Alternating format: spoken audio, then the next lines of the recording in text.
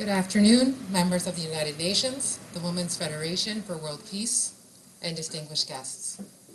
Thank you, Lily, for inviting me here today.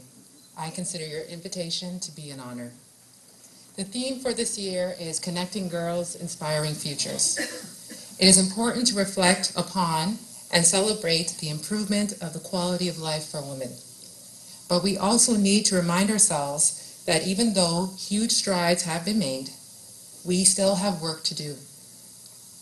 We must continue to be inspired by the strength of the great women around us and aware of the young girls we can inspire. In our continued commitment to help and emancipate women from discrimination, no matter where they may live in our world, we need to address and take action to eliminate gender inequality. This discrimination extends beyond gender and may be even greater for women who are members of a visible minority group, religious group, sexual orientation, or of a different social class. One of the first steps towards liberation is to acknowledge what is in need of improvement and to do something about it until change is made. This involves courage, great leadership, creative thinking, focus, and unrelenting perseverance. Change and leadership are needed everywhere, whether it be a war in a war-torn country, a country in a process of development, or a developed country. Today, I would like to acknowledge and celebrate the great leadership of 4 of the many women who have inspired me. Women who have made a significant difference in bringing about change, resulting in greater rights and freedom to the lives of women in their respective countries, namely Liberia, Brazil, and Iceland. In 2011, 2 Liberian women were the recipients of the Nobel Peace Prize for Nonviolent Struggle for the Safety of Women. Can everybody hear me? Am I loud enough?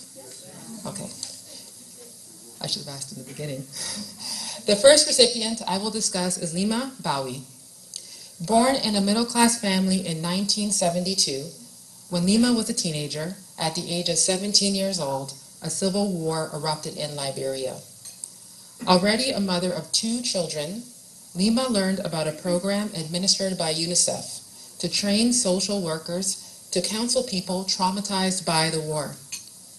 While completing her 3-month training, Lima realized that she had also been a victim, but a victim in her own home, by the hands of her partner and the father of her 2 children. Shortly after completing her training, Lima concluded that social work was her calling and pursued a degree in that field while working with children who were soldiers in the war.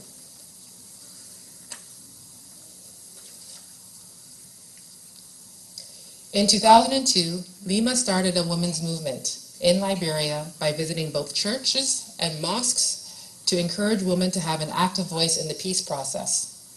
By leading a peaceful demonstration of 2,000 women outside of the home of the Liberian president at that time, Charles Taylor, she gently persuaded him to be heard, and because of her courage, Charles Taylor granted her permission to have a voice in the peace negotiations to end the Liberian War. These negotiations were scheduled to take place in Ghana. Lima led a group of hundreds of women in a peaceful protest right in the lobby of the very building where the negotiations were taking place. These protests continued every day for 3 months until a peace agreement between the 2 opposing Liberian groups was signed. The result of that war was astonishing. 200,000 Liberians were killed. In 2005, the World Health Organization and the Ministry of Gender and Development interviewed nearly 3,000 Liberian women and girls. 73% of them said that they were sexually violated or raped at least once in their lives. Many of them were gang raped. Lima's movement to change played a vital role in ending the war. Shortly afterwards, Lima completed a master's degree in conflict transformation and peace building while taking care of now 5 children, including 1 adopted child. Lima was an ordinary person like you and me. What led her to such a call of action is that she first saw, at the age of 17, that change was necessary, and she took the initiative and leadership to stand up speak out, and demand change, and she did not stop until it happened. She was courageous, creative, and persistent. The second Liberian woman, and also a 2011 Nobel Peace Prize recipient, I would like to acknowledge, is Ellen Johnson Sirleaf, the only democratically elected female president of an African nation. First married at the age of 17, Ellen holds a degree in accounting and a master's degree in public administration from Harvard. She received this degree from Harvard when she was 30 years old. Ellen is also the recipient of America's highest civilian honor, the Presidential Medal of Freedom, and was named one of the top 10 best leaders by The Economist, Newsweek, and Time. She has also been selected as an international expert by the United Nations Development Fund for Women, where she investigated and she reported on the effect of conflict on women and women's roles in peace building.